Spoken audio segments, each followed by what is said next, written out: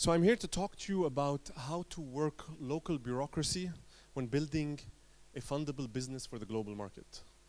But before I do that, because that sounds pretty ominous, I'd like to take you on a short journey through the last 8 years of my entrepreneurship experience and hopefully put some perspective on how we get to this. So in 2007, I founded a startup in Lebanon. And I was very excited about it. We were getting some traction.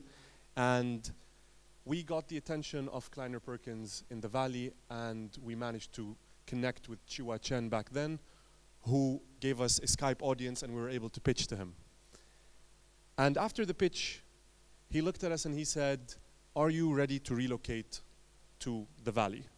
And to be honest, I don't know how many Turks are here, but for me, home is very important, okay? If I'm gonna go to the Valley and I'm going to leave my home for 10 years, I'm gonna have to make the Valley my home.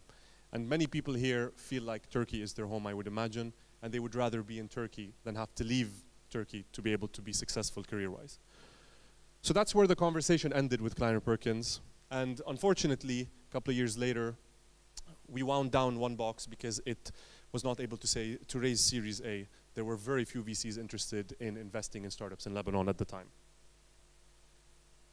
One of the business developers of One Box had an idea to create a regional conference, and it was called Arabnet at the time. And he said, "Why don't you help me organize this? I helped you with One Box, why don't you help me with this?" I'm like, "Sure, why not?" And as we were organizing the first Arabnet in 2010, I came to realize that there's such a thing as a startup ecosystem. What's a startup ecosystem? It's a collection of entrepreneurs, investors, support institutions that come together to create something that is greater than the sum of its parts. However, Lebanon was lacking in that perspective. So I thought, what if I could create a small ecosystem? What if I could create an accelerator? And that accelerator would be like a small ecosystem within the larger fledgling ecosystem, and it could drive things forward and hopefully lead the way. And so I founded Sequence, and Sequence was Lebanon's first accelerator. Now Sequence in 2011 got off to a decent start. We accelerated our first startup, Cinemoz, the Netflix of the Arab world. It was relatively successful. It's now valued a few $1 million. And because Lebanon was such a small country, we started thinking, how can we attract a global audience to Lebanon's ecosystem, to our accelerator? So I reached out to my network, and we were able to attract 3 companies, one from Chile, one from Abu Dhabi, and one from Egypt, to set up their operations in Lebanon. They were all startups. And that's when I started realizing maybe Beirut could actually be an international startup hub. Which got us to 2012. 2012 is when I realized, okay, we can attract them, but we also need to turn the ecosystem into a machine. What does that mean?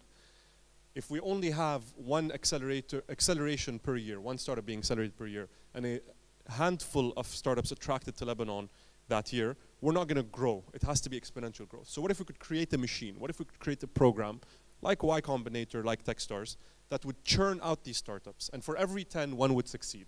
And if we churn out 1,000, then the odds are in favor that we're going to create a decent enough momentum. And so we created Sequence, a Sequence Accelerator program, and the program got 436 applications from 30 countries. We selected 8 startups. Those startups then received $75,000 of investment and started a 6-month acceleration program. Things were just fantastic. Unfortunately, and some of you may remember this, in 2012, the Syrian Civil War got really out of hand. It hit full throttle. The whole region started getting affected. Lebanon was tremendously affected. And overnight, we went from a peaceful accelerator program to basically dodging car bombs and assassinations every other week. To put things in perspective, 1 month into the acceleration program, a car bomb was set off 2 kilometers from our accelerator, and 20 people died. Luckily, none of our entrepreneurs. And with that, it was a major car bomb. With that, all confidence in Lebanon as a business destination, startups or not startups, died. We lost 2 investors, 2 major investors. The entire country came to a standstill. And when you're running an accelerator program, the first thing you don't want is an environmental risk, because as an accelerator, you have every other type of risk. So you add that environmental risk and you're dead. So we decided, okay, let's just forge ahead, get through the cycle, and then we'll shut down the accelerator. And we did. We forged ahead, graduated 7 of the 8 startups that we had created.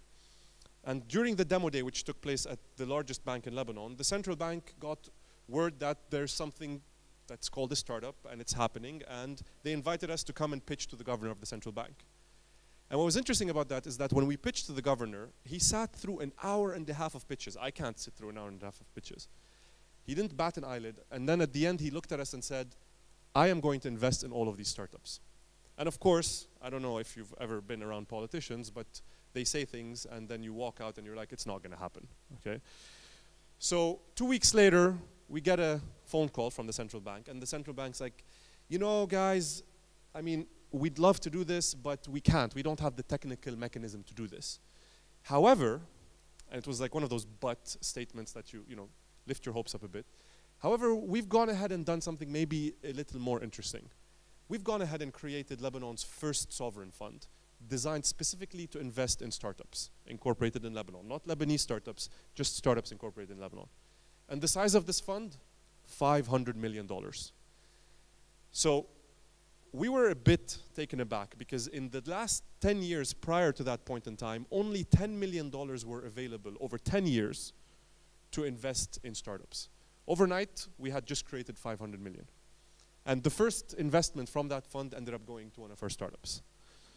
Things had finally turned around.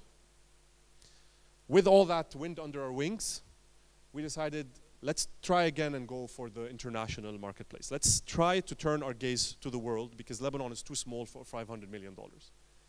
And so with the central bank, we organized an international startup conference in Beirut. This took place in November last year.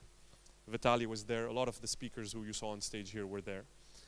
And we pulled in all of our resources and said, let's give this a good shot, because if we do this right, we could get noticed. And we were able to attract 1,600 entrepreneurs, investors, and professionals to come and listen to 53 world-class speakers all the way from Seoul to San Francisco. Like, this was really impressive stuff. To put things in perspective, Le Web, which is one of the largest conferences in Europe, their first time around was 250 people in a room maybe half the size of this. Overnight, Lebanon became an international startup hub. This put us on the map. And when that happened, it felt like we had achieved something. We were on the map, we had made our mark. All that was left was that we remain cohesive as an ecosystem. Yesterday, I received this snapshot from Lebanon. What you're seeing here is an interphone system for a building in downtown Beirut. Every institution in this building, this is not an incubator, this is just a standard building. Every institution is either a startup, an investor, or a support institution in Lebanon's startup ecosystem. All of these people got together, they rented in the same place, and they are working together to keep Lebanon on the map and to keep it moving forward. And a bit of a fun fact, 3 of these 6 institutions I had a hand in one way or the other, so that was actually very fun to see. So, connecting the dots, many of you know this. Steve Jobs once said, it's in hindsight, you can connect the dots looking, in hindsight everything makes sense. You can connect the dots looking forward, but you can never connect them. You can connect the dots, you can't connect the dots looking forward, but you can only connect them looking backwards. So you have to trust that the dots will somehow connect in your future. You have to trust in something, your gut, destiny, life, karma, whatever. In the last 8 years, between car bombs, civil wars, every possible thing that could possibly hit the fan, okay, everything was thrown at us. And throughout it, many people just held on to that feeling in their gut and said, listen, we can all leave the country. Most Lebanese have multiple nationalities. But we stuck around, we said, let's make this work. Whatever it takes, we can make this, we can keep this going forward. And eventually all the dots connected, and now we're relevant, which is, I'd say, a good thing. So how does this tie back to the original statement, which was how to work local bureaucracy when building a fundable business for the global market? This is one of the learnings I've acquired over the last 8 years. And to start off this learning, I always take a very large problem, such as this statement, and break it down into smaller parts so that I can tackle it better. How to, Let's deconstruct the problem, which is this statement, into smaller parts, and reconstruct it into something that makes sense. Work local. Every startup that meets somebody who's been to the Valley or London will be told, you need to be in the Valley or London to succeed. You need to get out of your home and just travel, and that's where you will find success. But unless you're 16 years old or 18 years old and you have no professional experience, your real strength is local. You have roots, you've built contacts, you've built a network, you have some kind of credibility. And that is leverage that you have, that you don't have in Silicon Valley. You're a nobody there. And not only are you a nobody, there are people who are so well connected there that you are fighting the tide. So your strength is where your roots are. Stick around, start there, take advantage of what you have, and then go to another market when you're big enough. Bureaucracy. Bureaucracy, what is it? It's a form of crisis. In Chinese, as was reinforced to me by my Chinese friend who's here with us, in Chinese the word crisis is made up of two characters, danger and opportunity. And this reflects the fact that in every crisis there's an opportunity. So when 20 people died in that car bomb in Beirut when we started the accelerator program, that was a pretty massive crisis. But somehow the teams found an opportunity because the imminent threat to their lives brought them together as teams, as entrepreneurs, and created bonds that if you were in the valley, you know, with sunny days every day eating, I don't know, tacos, you would never build this bond. You would never feel a threat that would bring you closer to the people around you. And that is an opportunity in that crisis, in that seriously crazy crisis.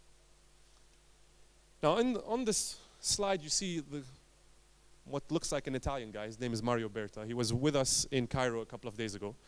Mario looked at the crowd, like you guys, and said, how many of you are CEOs? And many people raised their hands because every entrepreneur is a CEO. And then he asked, how many of you are salesmen? And most people, you know, lowered their hands. And Mario looked at them and he's like, those who lowered their hands are not CEOs. And his argument is that CEOs are first and foremost salesmen.